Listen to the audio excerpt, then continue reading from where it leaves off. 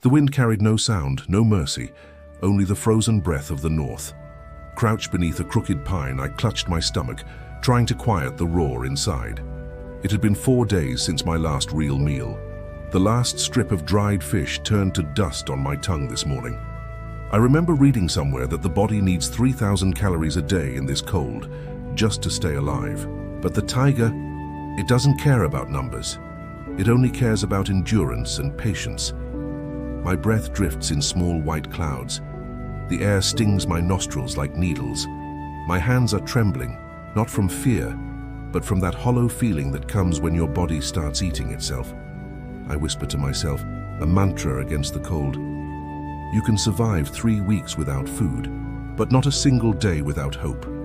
The snow beneath me crackles faintly. I listen. Is that the sound of life or just the memory of it? Far away, a raven croaks once, then vanishes into the white silence. The snare. That's my only answer right now. A silent trap. No bullets, no chase, just wire, patience, and precision. I set my knife against a thin sapling and begin to carve. My movements are slow, deliberate, almost ritualistic. Each cut feels like a word in a language older than fear.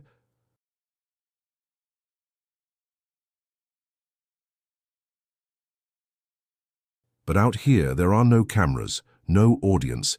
It's just me and the wild. I bend the branch into a loop, tying the paracord with fingers stiff from the cold. It looks so small, so fragile. But then again, so do most things that keep us alive. I lift my head. Across the white landscape, I see them. Faint tracks zigzagging between dwarf birches, small oval prints with long gaps between them. Snowshoe hare. I have to follow. Every step is a negotiation with exhaustion.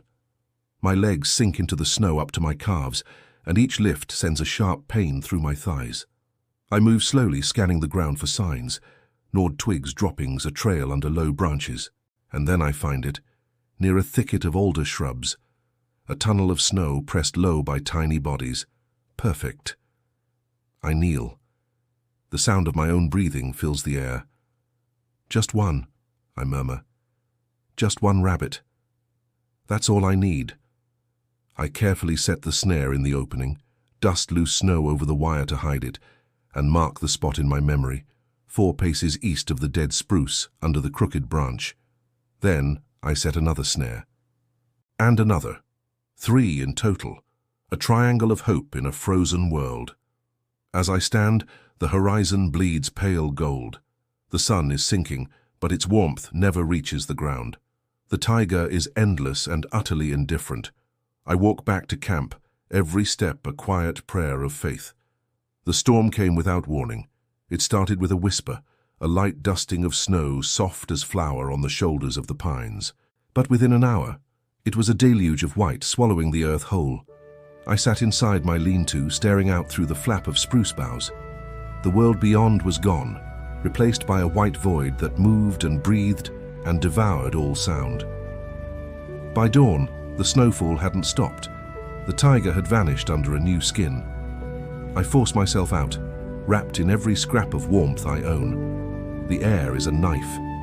My beard has frozen into brittle crystals. I trudge toward where the snares should be, but every landmark is gone. The dead spruce is just a mound under the snow. The crooked branch is buried. Even the faint trail of my own footprints has disappeared. I stand still, my lungs burning. There's nothing. Not a single mark of movement, not even the delicate trace of a hair. I drop to my knees, digging with my bare hands through the snow, searching blindly. My fingers strike something. A branch, maybe the one I'd bent for the first snare, but the loop, the wire, the promise, it's gone. I let out a laugh, a harsh sound that breaks into a cough. Gone. All of it. The snow is falling harder now, erasing even the shallow hole I just dug. I lean against the tree, breathing shallowly, as if I'm afraid the cold might hear me. The world has gone white and silent, like a dream at the edge of dying. I close my eyes. There's nothing crueler, I whisper, than the silence of the taiga. Hours pass, or maybe it was minutes. Time doesn't exist when hunger becomes numbness. I feel the emptiness crawl from my stomach up into my chest, Not pain, not despair, but something worse. Stillness. The mind slowing, the will dissolving. The taiga isn't actively killing me. It's just waiting for me to surrender. When the snow finally ceases, the forest is unrecognizable.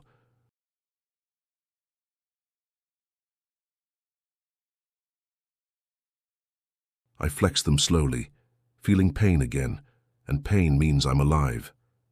I rise, stumbling at first, then steadier. The sun is a faint disk behind the clouds. It offers no warmth, only direction. I return to the place of my first snare. I know the distance by heart, 20 paces from camp, downhill, between the twin spruces. I start to dig, slowly, rhythmically, as if each scoop of snow is an act of defiance. Beneath half a meter of crust, I find the branch again. The cord is still there, frozen stiff but intact. I smile, a small, cracked smile. I reset the loop, clean the tunnel with my hand and cover it lightly with new snow.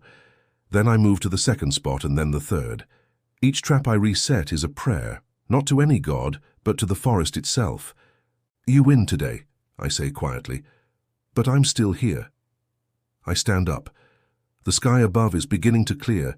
Thin beams of pale light are breaking through the clouds, scattering diamonds across the snow. The silence remains, but it no longer feels empty. It's full of breath, of frost, of the quiet pulse of survival. In this land, the snowshoe hare, Lepus americanus, leaves almost invisible tracks. Its wide, furred feet let it float where we sink. To catch one, you don't chase. You wait, you listen. You learn the rhythm of its feeding routes, its habits, its silence. In this land, a snare is more than just a tool. It's faith made of wire. I look up at the sky, at the faint glimmer of blue beyond the gray. The taiga doesn't belong to the strong, I whisper. It belongs to those who wait. I tighten the hood of my coat and turn back toward camp. My steps leave deep prints, the only moving thing in a frozen world. Behind me, the snares wait under the snow. Maybe tomorrow, maybe the next day they'll hold something, or maybe they'll hold nothing. But it doesn't matter, because for the first time in days, I feel something inside me thaw. Not warmth, not victory, just the will to see another sunrise. And in the taiga, that's everything. Thanks so much for watching and coming on this journey with me.